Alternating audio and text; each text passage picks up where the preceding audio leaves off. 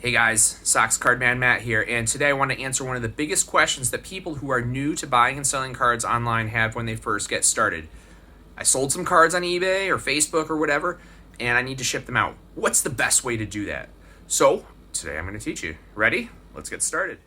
Alright guys, so I just sold this beautiful Lou Boudreau autograph card in one of the Facebook groups that I'm a part of.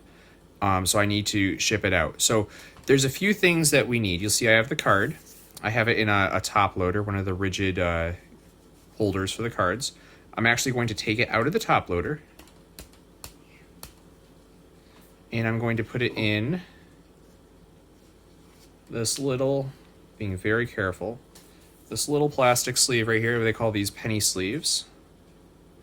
I'm very, very careful not to nick the corners, to make sure that the card is being kept as safe as possible. Now this card did have some damage before I sold. I made sure the buyer knew. If you look at this top left corner, there's a little nick in there, so I was sure to bring that to the buyer's attention. So you always want to be honest. Sometimes that'll lose you a few bucks here and there, but being honest is definitely the best way to go. Okay, so once you have it in the penny sleeve, then you put it back into the top loader. And not only does that, it keeps the card safer because, as you see, the card is not going to be able to fall out easily. All right, so in the past, I've seen a lot of people use Scotch tape to tape this part here. You do not want to do that. You want to use painter's tape. Now, they're both very sticky. They both hold the card in well. The difference is, if I can get it, the painter's tape comes off of the case really, really nicely. So painter's tape has actually become the industry preferred method of shipping cards. Tape it shut, awesome. Next, I'm going to take a little piece of cardboard, and I'm going to secure it to the cardboard with the painter's tape again.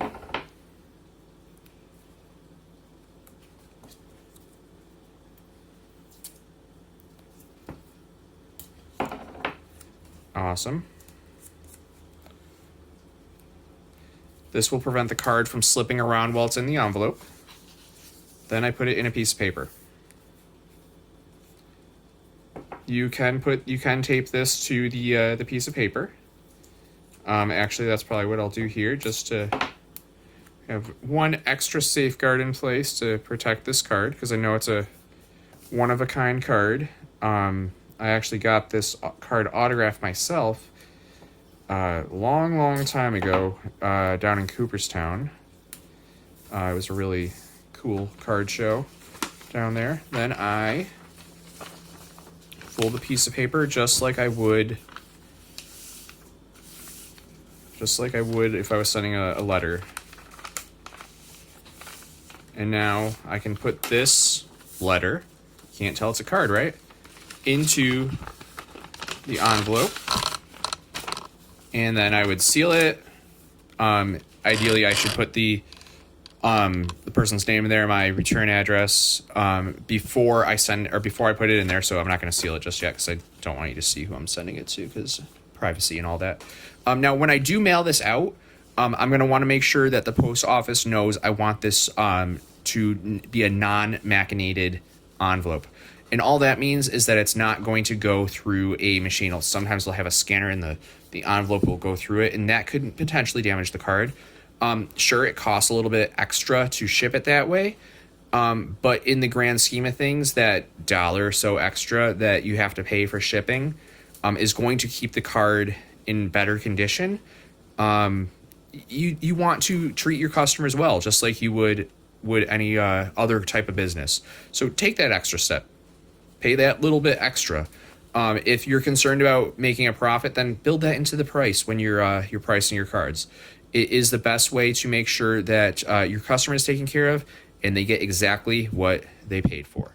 And that's it. It's really easy. Make sure you follow proper hygiene, especially in this time of pandemic. You want to make sure that you're washing your hands. You want to make sure that they're sanitized.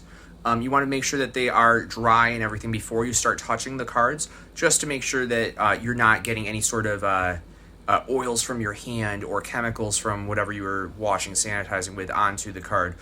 Because even though the card is protected, you don't want to run the risk of damaging it. So just make sure to practice all of those proper things. You can wear those nitrile gloves if you want. Definitely not necessary, but if you have more oily skin, maybe that's something to think about. All right, guys, stay tuned. I'll be here sometime later this week with another video. I hope this was helpful. Feel free to subscribe if you want to see more cool content from me. All right, take care, guys.